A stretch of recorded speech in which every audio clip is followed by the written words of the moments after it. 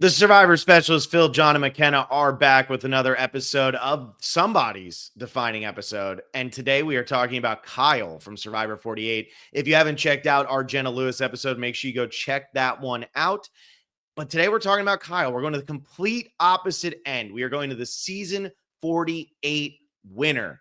And we're going to be talking about Icarus Time, which is episode 12 of season 48, also known as the Shaheen Boot. And this happened right before the finale and probably is the moment that set up Kyle's win. So let's dive in. I've already recapped this episode. I've had conversations with people about it. I had to do digging deeper. You guys did rewind on this. So 48 is going to be a little bit different than when we're talking about these older seasons for sure, because the older seasons, I feel like we're watching them almost as a one-off. Mm-hmm. Whereas this is like, we just watched this less than a month ago, and here we are. But now we're here to spotlight Kyle specifically in this episode and not need to talk about, everything else that went down, which is nice to just focus on him, his move, and how he navigates the game here and trying to pull off his getting out of his big bad.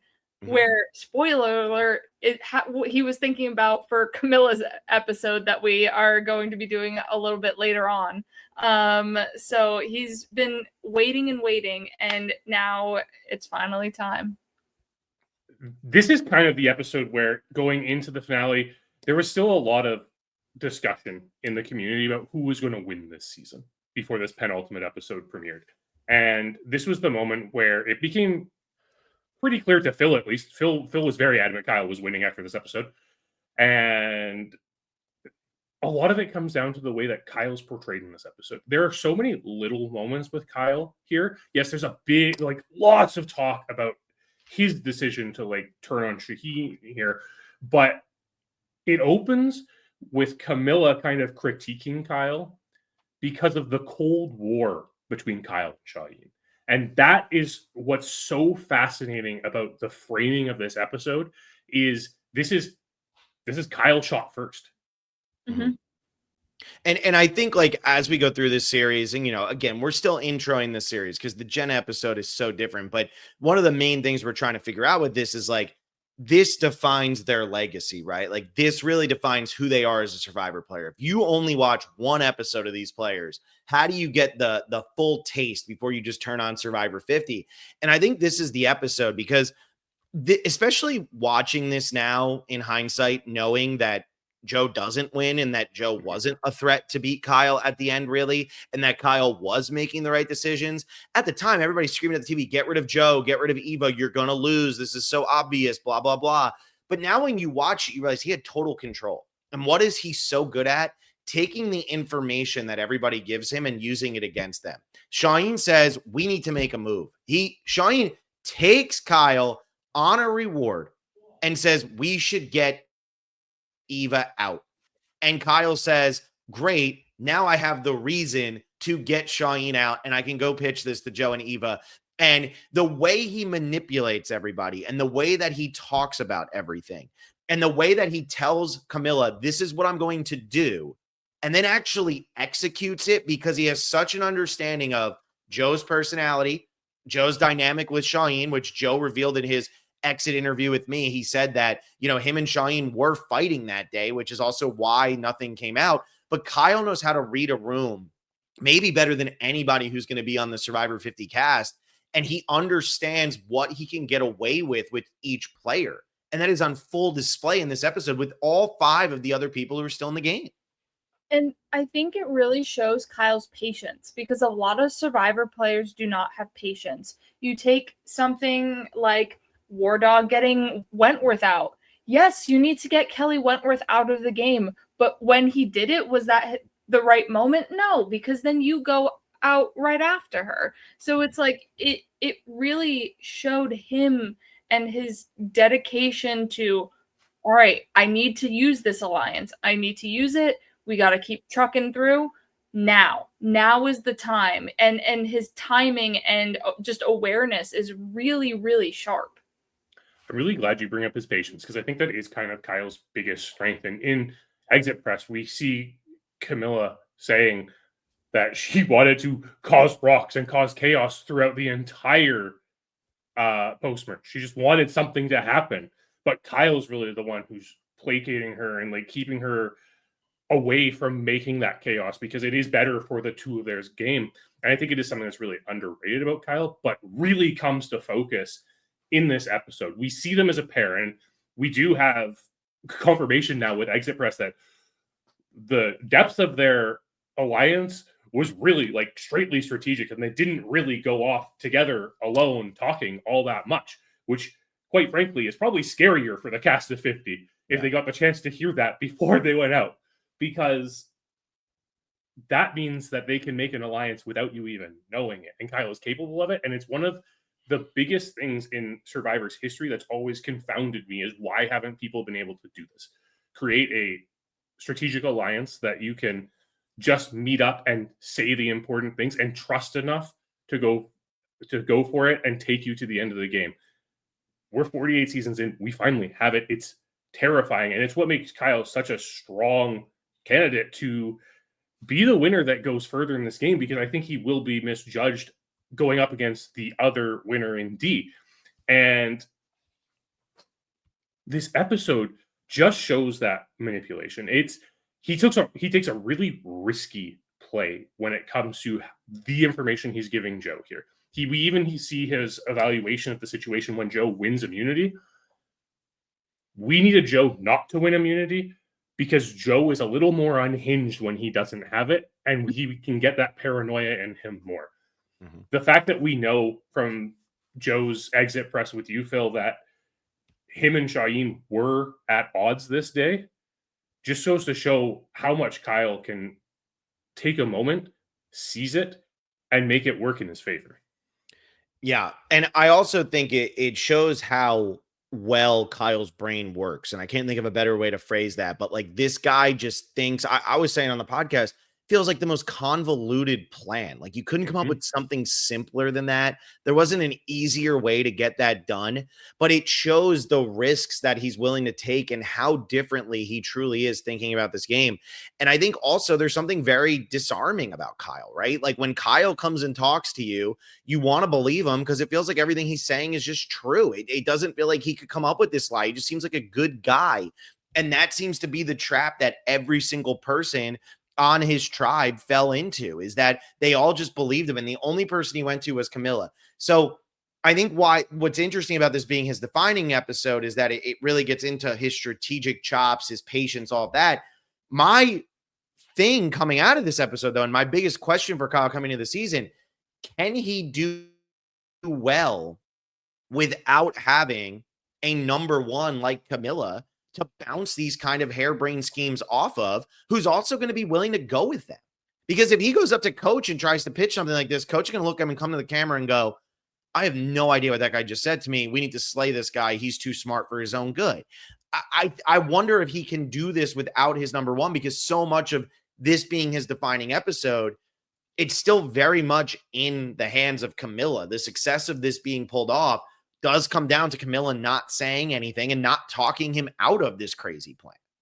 I think there are plenty of people on this season that could not replace Camilla, but be his strategic number one, because if he was able to pull that off and just secretly have a strategic alliance with someone that nobody knew about, how are they going to know about it again? Because if he is only talking strategy with this person and not giving them the intimate stories and things like that he was giving Joe, Shaheen, Eva, the rest of this alliance, they're not going to know that he is as tight with someone. I think that part of it is replicable, but maybe because he is sharing, because he is, this nice, sweet guy, that people are going to be like, there is something underneath this.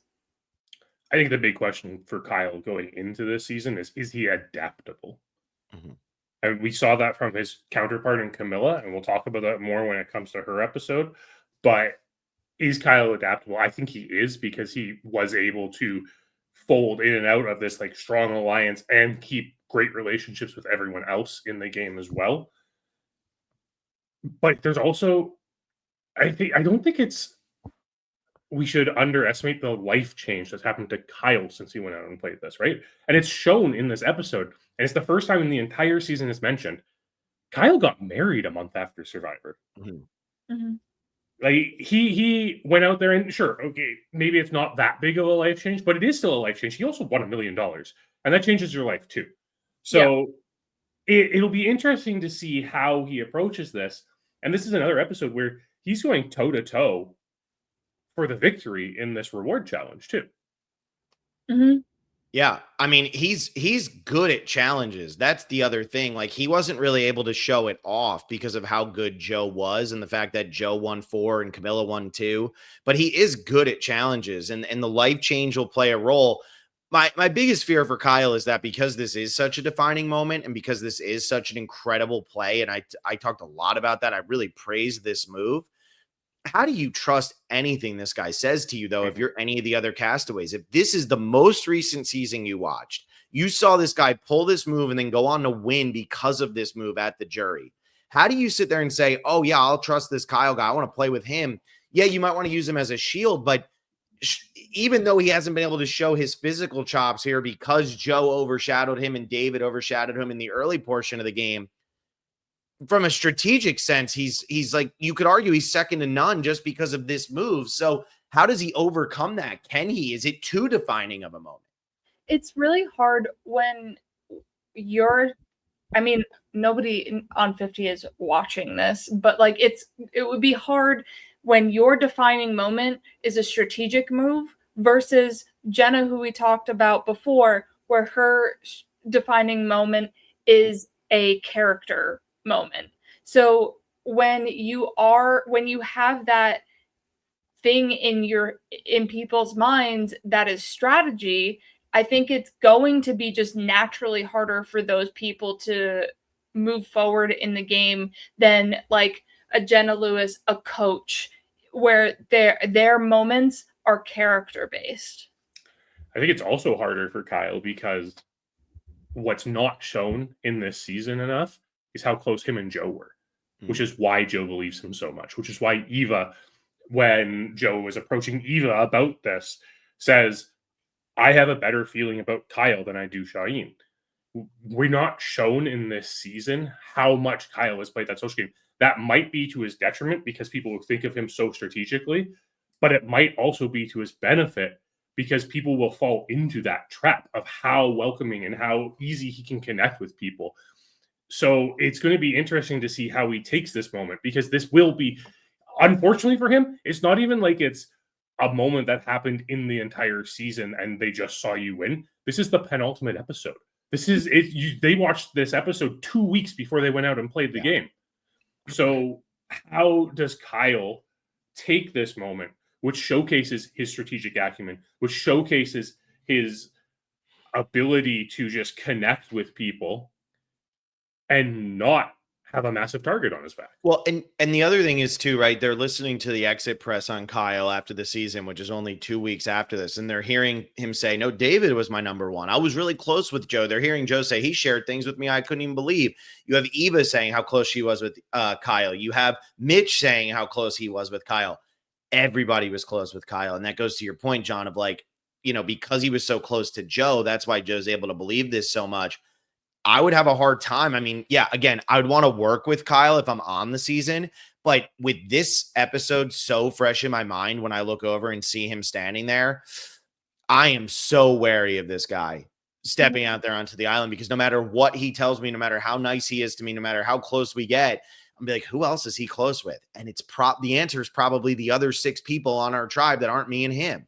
So that scares me if I'm going out to play with Kyle because of this. And it's because before this episode, yeah, he had the moment where he played the idol early on, and we'll talk about that with the Camilla episode. But it wasn't like, oh man, Kyle's playing some dominant over the top. Like, and then all of a sudden it became, is he playing one of the most subtle dominant games in the history of the show? Mm-hmm. This episode kind of confirmed he was. Yeah. I mean, John and I had compared him to a Sarah Lacina and a Tommy Sheehan. And those are 2 people that played such dominant roles in their alliances, but nobody really knew what they were doing. So I think Kyle having his game unearthed before the show happens, like Kyle would have greatly benefited had his season been 49. I think we could be seeing another two-time winner had his season aired on season 49. Yeah. I think on top of that, we have to realize that with this reward where Shaheen takes Kyle, and he justifies it, letters from home, wedding the next month, and everything. Shaheen also takes the opportunity to be like, "Hey, remember that other guy who's sitting here with us? We need to do something to weaken him right now." Mm-hmm. Mm-hmm. And we were just prefaced earlier in this episode that Kyle thought that he had a cold war with Shaheen, that they were going to take a shot at each other at one point, and that he had to make sure he was able to time it correctly so that he wasn't the one to go home. Shaheen, I don't know if he felt that way, because he is here discussing strategic moves to blindside someone with an idol with Kyle, who, again, just plays his threat level down so much. And Phil, you mentioned it when we were talking about Jenna's episode and how Jenna learned in All Stars to lower her threat level. Kyle has already mastered lowering his threat level, and it's on full display in this episode. Yeah, it is. But can he master lowering his lower it while he's a winner? I don't know, especially when he's the freshest winner. Like McKenna said, if he was 49, maybe he has a better chance. I'm scared of Kyle and like I've been saying and I've been talking about Kyle, and I'm like, I think Kyle maybe actually could surprise some people on this season and make a little bit of a deep run. But then when you rewatch this episode, you're like, I don't know. I mean, he had a relationship with everyone left in the game.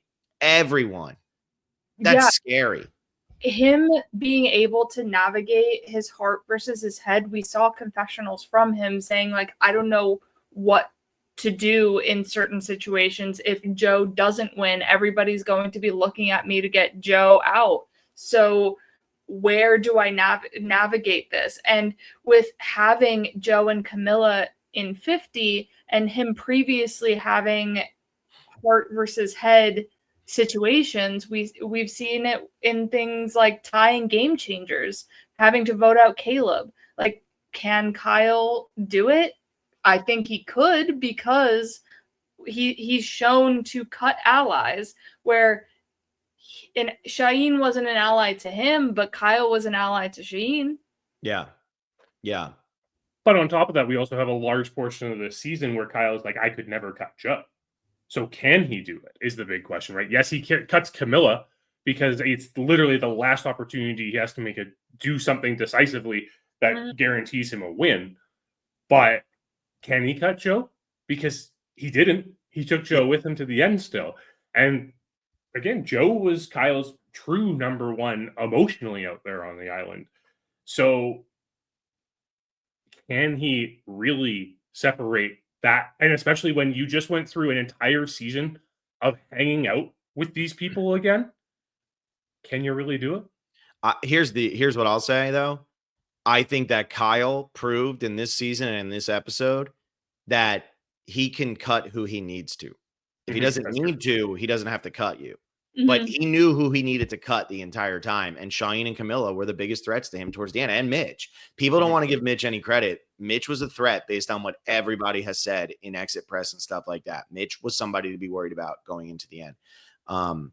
John, you mentioned head versus heart, and that's actually going to be our next episode when we talk about Colby, because it just shows that, Kyle played a little bit more with his head, even though it felt like he was playing with his heart. But then we see that Joe doesn't beat him. The episode we're doing with Colby is going to be honeymoon or not. And that's our next one. And that's going to be the one where he totally plays with his heart, because he says, I can't stand Jerry. I'd rather keep Roger and Elizabeth, even if it's worse for my game. Anything else about Kyle before we wrap this one up? I think another thing, and again, this goes to speak to the social game, after Kyle comes up with the plan and tells it to Joe, and Joe confronts Shaheen. Shaheen comes back to Kyle. Yeah. To confirm, no, I'm in on the Eva plan, because this is what's going on. So if Kyle keeps people comfortable, if Kyle is able to just make people believe he's listening to him, he could sneak by despite winning the game, like being shown winning the game a week before they started filming. Mm-hmm. I love that. That's a great point and a great way to end it. That's it. Like this video, subscribe to the channel, leave us a comment. Let us know if you think we got the right Kyle episode in here and what you think about Kyle going into this season. That's it. We're going to be back. McKenna, do you have something there? No, I was just agreeing. Yeah, that's it. Okay, that's it. All right. We got Colby coming up next. So that's going to be coming out next time. And then we'll be getting back into another 48, which will be Joe. So Colby, then Joe. So stay tuned for those. We're talking honeymoon or not. If you want to follow along, watch along, play along with us here, it is the Jerry Boot episode from Australia. So we will see you all next time with that one.